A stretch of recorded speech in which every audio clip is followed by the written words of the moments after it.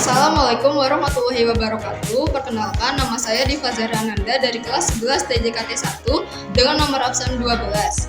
Di sini saya akan menginterpretasikan ulang tentang materi yang diajarkan Anggoro dari awal hingga saat ini. Untuk materi yang pertama ada topologi jaringan.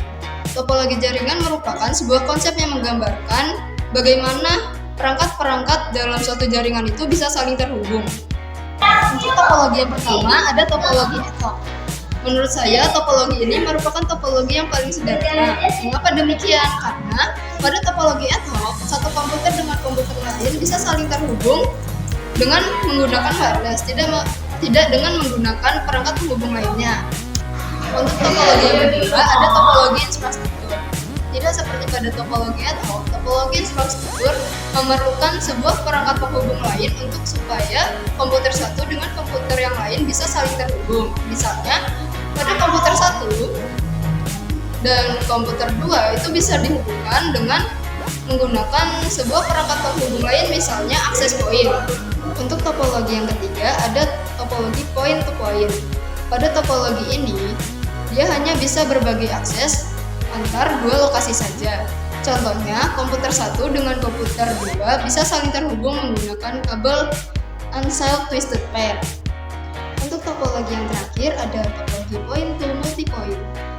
Topologi point to multipoint merupakan sebuah metode jaringan yang umum digunakan untuk jaringan nirkabel di luar ruangan, di mana topologi ini digunakan untuk menghubungkan beberapa lokasi ke sebuah lokasi persatuan. Kemudian kita lanjut ke materi yang kedua, yaitu ada macam-macam antena wireless. Untuk antena yang pertama ada antena grid. Antena ini berbentuk seperti jari dan cakupannya hanya searah. Maka dari itu kita memerlukan antena pemancar lain untuk menangkap sinyal Wi-Fi-nya. Kemudian fungsi dari antena grid ini adalah mengirim serta menerima sinyal Wi-Fi yang diperolehnya dengan menggunakan sistem gelombang radio. Untuk antena yang kedua ada antena omni. Antena ini berbentuk seperti tongkat dengan ukuran kecil.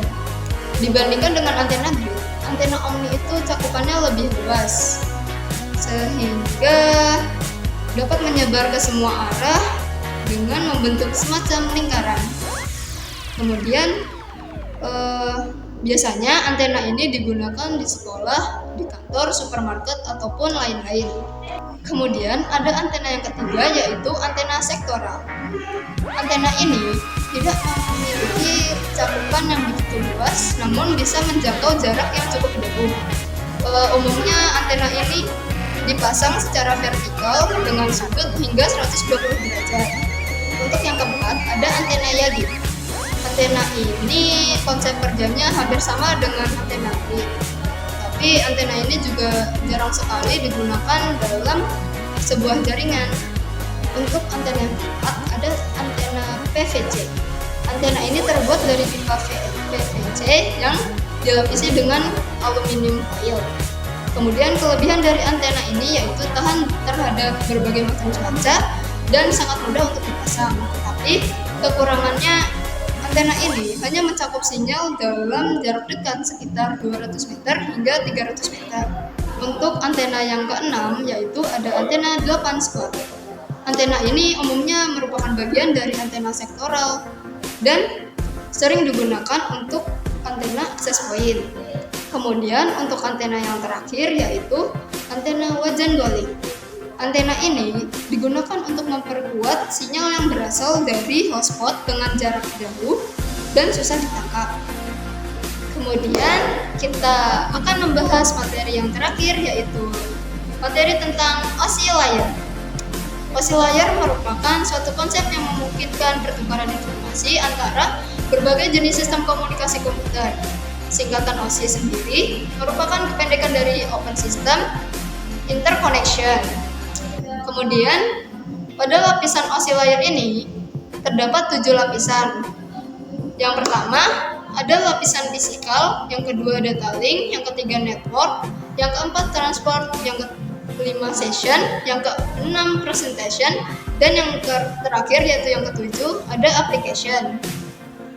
Untuk pembahasan dari 7 lapisan OSI tersebut, akan kita terangkan di sini. Untuk lapisan yang pertama ada lapisan fisika. Lapisan ini mentransmisikan data dalam bentuk bitstream. Kemudian ada lapisan yang kedua, yaitu lapisan data link. Lapisan data link adalah saat network layer menyalurkan informasi antar jaringan, data link akan memberikan jalur komunikasi di jaringan yang sama. Kemudian kita lanjut ke lapisan yang ketiga, yaitu ada lapisan network. Pada lapisan network ini memberi jalur sebagai fasilitas dalam proses pertukaran informasi dari dua jaringan yang berbeda. Kemudian kita lanjut ke layer yang keempat, yaitu lapisan transport. Pada lapisan transport, lapisan ini menerima data dari session layer dan berfungsi mengendalikan alur komunikasi antar dua perangkat. Kemudian kita lanjut ke lapisan yang keenam, yaitu lapisan session.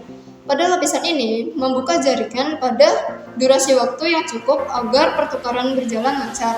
Kemudian kita sampai ke lapisan yang terakhir, yaitu lapisan ketujuh, yaitu lapisan application. Lapisan ini berhubungan dengan pengguna yang merupakan prosedur penyambungan komunikasi dari perangkat. Kemudian kita akan membahas fungsi dari OSI layer. Fungsi dari OSI layer yaitu memudahkan pembuat PC, jaringan komputer, serta pengembang software agar produk mereka dapat disambungkan tanpa perlu melakukan pengaturan khusus. Jadi itu semua merupakan materi yang telah diajarkan oleh Pak Andoro dari awal hingga saat ini. Kemudian saya rasa cukup sekian.